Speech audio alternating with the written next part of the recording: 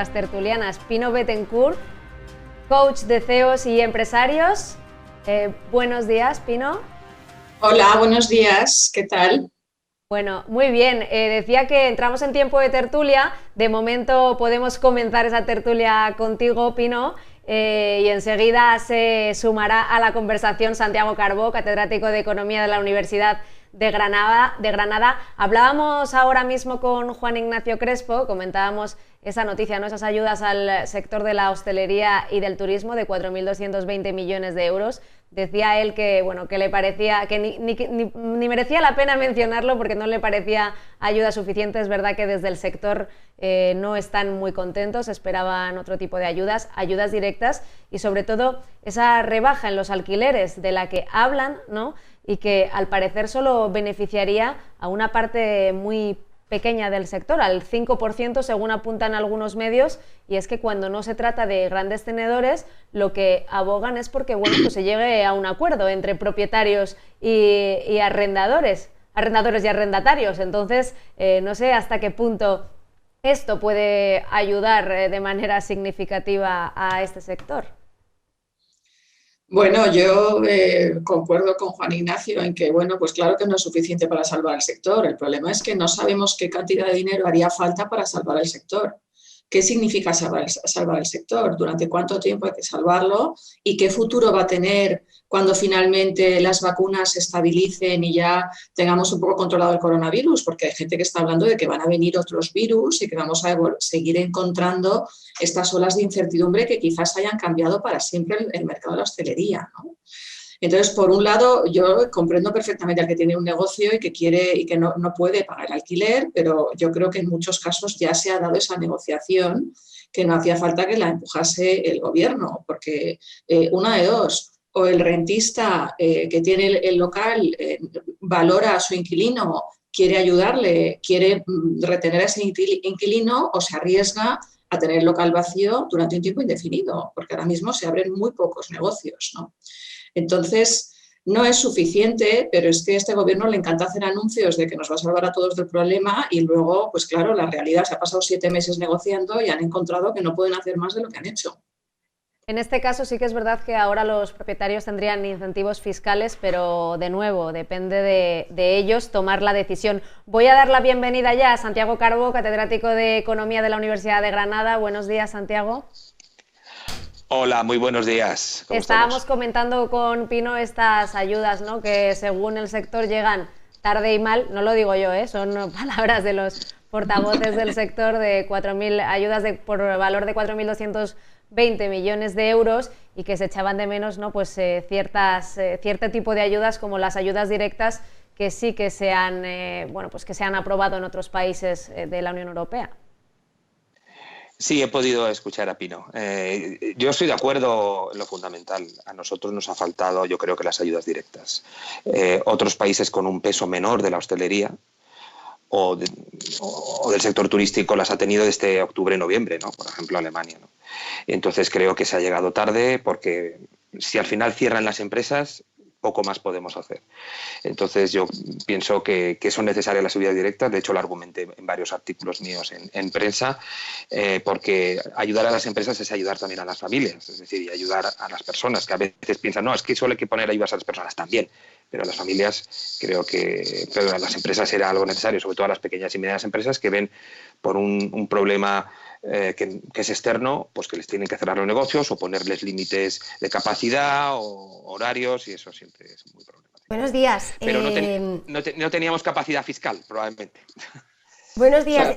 Precisamente quería resaltar dos de las ideas que han puesto sobre la mesa que me parecen claves. Por una parte, la última que ha dicho Santiago acerca de que, bueno, que las ayudas directas a las empresas, porque al final es a las familias. Claro, si no, las familias no tienen una empresa en la que trabajar, no tienen salario a final de mes, y en este país parece que ayudar a una empresa suena peor que ayudar a otro tipo de ayuda, ¿no? O sea, siempre suena peor. Y luego otra cuestión que decía Pino hace un momento, y es decía, claro, es que ¿cuánto se necesitaría para salvar al sector turístico y hotelero? Pero mi pregunta, más allá de esas medidas que serían necesarias y de valor difícil de cifrar, realmente ¿cómo se va a levantar la economía española si uno de sus principales pilares es ese, por mucho que queramos ver otras fuentes de ingresos, pero es verdad que mueve una cantidad de tejido empresarial y que se alimenta de todo eso con el turismo y el ocio, ¿no?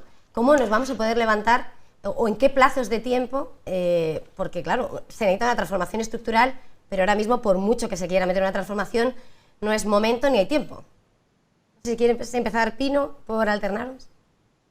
Bueno, qué pregunta más mágica, ¿no? ¿Cuánto tiempo? Pues es que aquí nadie sabe cuánto tiempo. Yo sí creo que cuando, a ver, claro, es que lo ha dicho Santiago, Alemania tiene una dependencia del sector turístico mucho menor que la nuestra. Entonces, el problema para España es que el coronavirus y la inseguridad de salud, que es el nuevo panorama, y yo creo que esta fase nos va a acompañar mucho tiempo, hace que cualquier país cuyo pilar fundamental sea el turismo tiene un problema gordo a medio plazo. Entonces, ya no es cuestión de si te viene bien o te viene mal empezar a hablar de transformaciones y empezar a poner dinero en otros sectores que necesitas que se desarrollen para que den trabajo a la gente, que lo está perdiendo ahora en el turismo. Es que habrá que hacerlo. Entonces, ¿cuánto tiempo esperas? A coger y decir, mirar, vamos a intentar desarrollar otro sector que tenga que ver con lo sostenible, con las nuevas tecnologías que se están demandando, con todo lo que es repoblar el campo, porque con el tema del teletrabajo se abren ahí oportunidades para abrir nuevos modelos de negocio.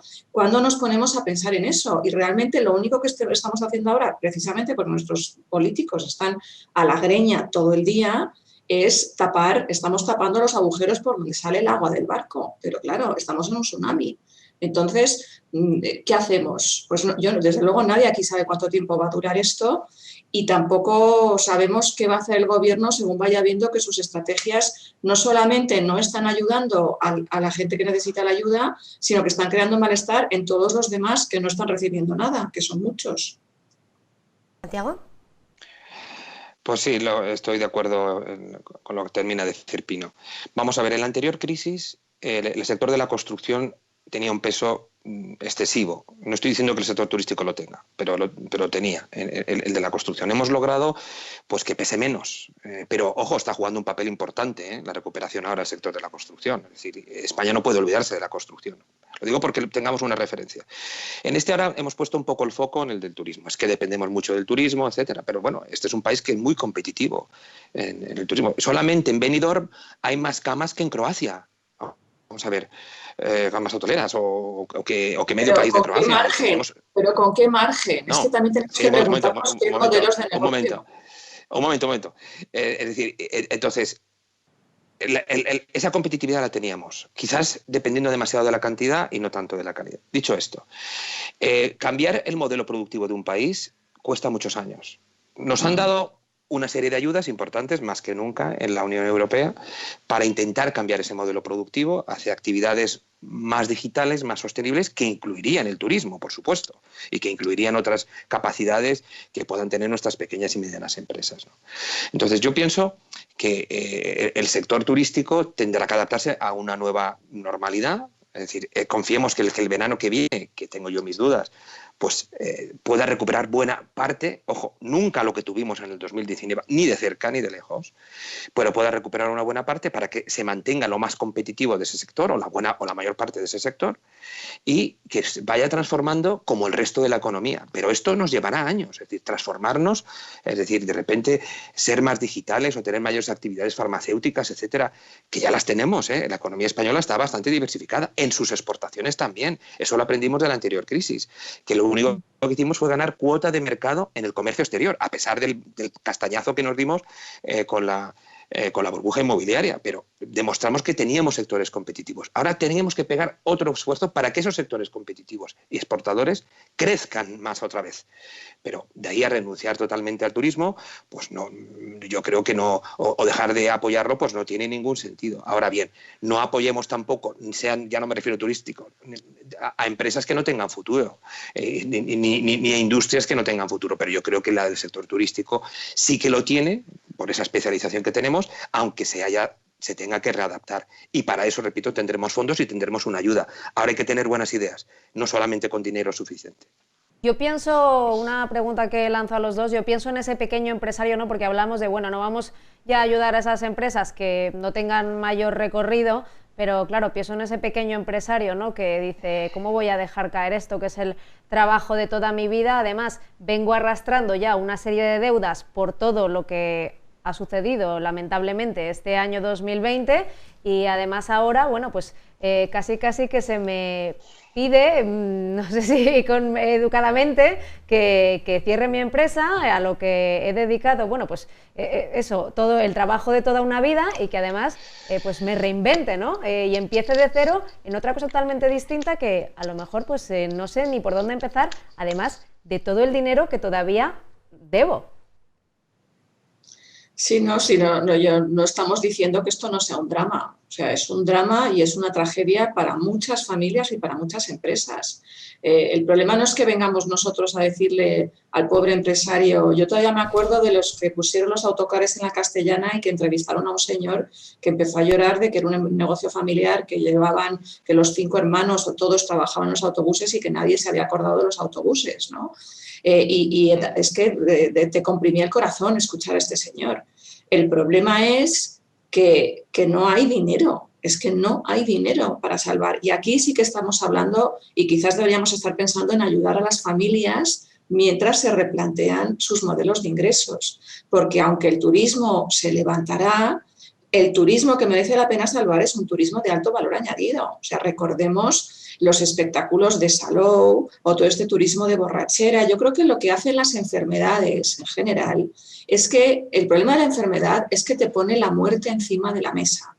Y cuando te pone la muerte encima de la mesa, todas las tonterías superficiales que estabas haciendo se caen inmediatamente. Entonces, el problema de nuestro negocio de turismo, que nos da de comer desde hace muchos años y gracias a él estamos donde estamos, es que hemos tendido mucho al turismo barato, sin margen, fácil, que bordeaba bueno, desde luego no tenía ningún tipo de trascendencia. Entonces, ¿qué negocios van a sobrevivir? ¿Qué modelos de turismo tenemos que intentar promover? Los que van a traer un valor añadido, claro. Vamos a seguir siendo un país de turismo porque tenemos un sol maravilloso, unas playas estupendas y una cultura envidiable. Pero lamentablemente es que no va a haber negocio para todos y no va a haber negocio para mucha gente que estaba ganando dinero sin hacer demasiado esfuerzo, sin reciclarse, sin formarse, sin pensar hacia dónde va el mundo, y eso es lo que pasa cuando hay una crisis como esta, que se lleva a todo el mundo por delante. Es horrible, pero es así. No sé cómo lo ves tú, Santiago. Sí, profesor Carbó, también quería preguntar si quizás habría que poner el foco precisamente eso en la formación para permitir ese reciclaje de estas empresas que no van a poder seguir por lo que ya conocían, ¿no? Sí, sin lugar a dudas, la formación será uno de los ejes del futuro, pero la formación lleva tiempo. Otra vez estamos hablando de lo mismo. Esto lleva tiempo. Entonces, los problemas de las crisis es que se generan daño. Pino le ha puesto el nombre de muerte, pero es verdad. Es decir, generan daño y aquí hay empresas que no van a poder sobrevivir, pero probablemente ya su modelo de negocio estaba tocado. Lo único que ha hecho la crisis es acelerar y agravar el proceso. No es que la crisis se haya cargado totalmente el modelo. Es decir, nuestro modelo turístico sostenible había mejorado en los últimos 30 años, una parte de él, con un turismo de calidad, de interior, etcétera, pero hay otro que no es sostenible medioambientalmente. Las imágenes, efectivamente, que se puedan ver de Magaluf, Salou y otros sitios, revelan un modelo de absolutamente, primero, socialmente muy negativo, porque es un mal comportamiento, pero además todo lo que supone en el ámbito medioambiental, es decir, no nos olvidemos, España está regada por 3 mares, podríamos decir, pero el Mediterráneo es el más sucio del mundo. Es decir, y por tanto algo tenemos que hacer si lo que queremos también es que haya un turismo de calidad y haya una riqueza en el Mediterráneo, en la parte del Mediterráneo que nos corresponde, ¿no? Entonces, no hay soluciones fáciles y desde luego va a pasar por la desaparición de algunas empresas, que habría que hacer ordenadamente en la medida que sea posible. Pero los recursos son escasos. Lo que nos tenemos que preocupar en los próximos 10 años, no en los 10 años pasados. Los próximos 10 años es que generar nueva riqueza, nuevos empleos, para las nuevas generaciones también, que se están quedando atrás en casi todo. Que puedan tener nuevas ideas, por tanto, y que puedan tener nuevos empleos y unos salarios más dignos. Sabemos que las nuevas generaciones no están teniendo los salarios ni los contratos que tuvimos los que son algo más mayores. Express, simplemente, ¿no? Entonces, que no va a ser fácil, que no podemos renunciar al turismo, pero va a tener que hacer un esfuerzo, porque 80 millones de visitantes ni en el 2025, creo yo, a lo mejor es una exageración lo que he dicho. Y por tanto, hay que pensar en qué modelo vamos a tener para que haya empleo y haya riqueza en ese sector. E ir diversificando la economía española, incluso a lo mejor con sectores que puedan tener algo que ver con el turismo, pero de lado, es decir, que no sea exactamente. Y ojalá pues, demos un salto en los sectores que en este momento están funcionando mejor y de gran demanda. Inteligencia artificial, es decir, siempre hablamos de esto, pero es que no tenemos realmente casi nada. Teníamos una empresa, o varias, tenemos varias, es decir, por ejemplo, Idealista. Idealista ha sido el ejemplo, ¿no?, más claro. Y además se reconvirtió, podemos decir, del mercado inmobiliario, ese que entró en declive hace 10 años, se reconvirtió para ser probablemente uno de los principales gigantes de inteligencia artificial o de economía digital que tenemos en nuestro país. Es un buen ejemplo por el que seguir. Es decir, no es lo único, hay más fintech, hay más startups, pero hay que crear más, es decir, porque dan trabajo de calidad a ingenieros de datos, a psicólogos, a abogados, a economistas, a todo. Entonces, es muy importante que seamos capaces de diseñar y ojalá en la estrategia del gobierno o de las comunidades autónomas, sobre todo, potencien lo que es la economía del futuro. No intentar arreglar solamente la economía del pasado, sino potenciar en la medida de lo posible esas nuevas actividades. Sí, fíjate, si puedo intervenir, que lo ideal sería que precisamente sean las administraciones locales las que tuviesen la ética y el sentido común de administrar ayudas para ayudar a los empresarios que realmente han llegado al final de su trayectoria porque no saben cómo reciclarse, ayudarles a dejar de gastar dinero en estructuras que ya no van a rendir, cerrar cuanto antes esos costes y darles ayudas para que puedan comer y al mismo tiempo dirigir ayudas económicas a los modelos de negocio de los empresarios que sí están creando cosas que tuviesen futuro. Porque para poder tener ese ojo de ver a quién le doy el dinero y en qué se lo puede gastar para que esto genere bienestar para todos, tienes que estar cerca. Es muy difícil que un gobierno central con medidas macro, que son las que se toman desde el gobierno central, pueda... es que no hay café para todos. Todas las situaciones son muy diferentes y quizás para muchos empresarios, como estabais diciendo antes vosotras, lo que realmente les haría falta es que alguien se siente con ellos y les ayude a hacerse a la idea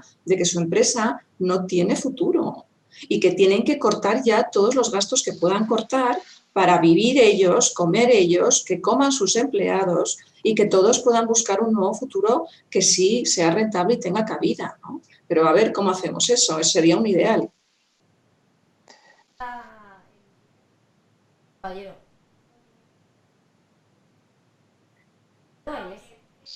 Sí, no sé, bueno, vamos enseguida a plantear a la pregunta Eva, que tenía algún problema con el audio, pero ya que estaban hablando de, bueno, de esos salarios, ¿no? No sé si era precisamente el profesor Carbó, decía que, bueno, que esas nuevas generaciones pues no tenían los salarios que habían tenido sus padres. Desde luego que yo en esto estoy totalmente de acuerdo porque probablemente yo sea una de esas generaciones, ¿no?, que se incorporó al mercado de trabajo precisamente en el punto álgido de la anterior crisis. Entonces, ahora está sobre la mesa el tema del salario mínimo interprofesional, un debate, bueno, que se ha trasladado esta decisión al segundo semestre de 2021. Hay muchas voces que, bueno, entre ellas la de la, a ver, que tengo aquí, sí, la de la ministra Nadia Calviño, no, es que estoy, perdón, porque me ha pillado un poco de a traspiés y quería encontrar la noticia. No, María Jesús Montero había apuntado a que se debía actuar con inteligencia, pero que no se podía ignorar la situación económica que está atravesando el tejido productivo. Pero aún así decía que ellos mantenían el compromiso, ¿no?, de ese gobierno de que el salario mínimo interprofesional termine por situarse en el 60% del salario medio al final de la legislatura del Partido Socialista y de Unidas Podemos. ¿Lo ven ustedes factible? ¿Creen que se podrá llegar, dadas las circunstancias, ¿no?, y lo que venimos arrastrando con esta pandemia, que el salario mínimo interprofesional alcance ese 60% al final de esta legislatura? A ver, yo creo que este es un clarísimo ejemplo de lo que estábamos diciendo antes, de un gobierno que toma medidas macro sin estar mirando lo que pasa en determinados negocios, en determinados sectores. La agricultura están hechos polvo con los cambios que ya se han dado al salario mínimo interprofesional. Entonces, ojo, porque algunas de estas medidas que tienen más que ver con la ideología y con ponerme medallas de que es que soy el gobierno más progresista de la historia de España, hacen pensar que los gobernantes no están mirando a los ciudadanos, no están mirando el negocio, no están mirando a la economía y lo que la economía necesita. Están mirándose a sí mismos a ver qué legado van a dejar.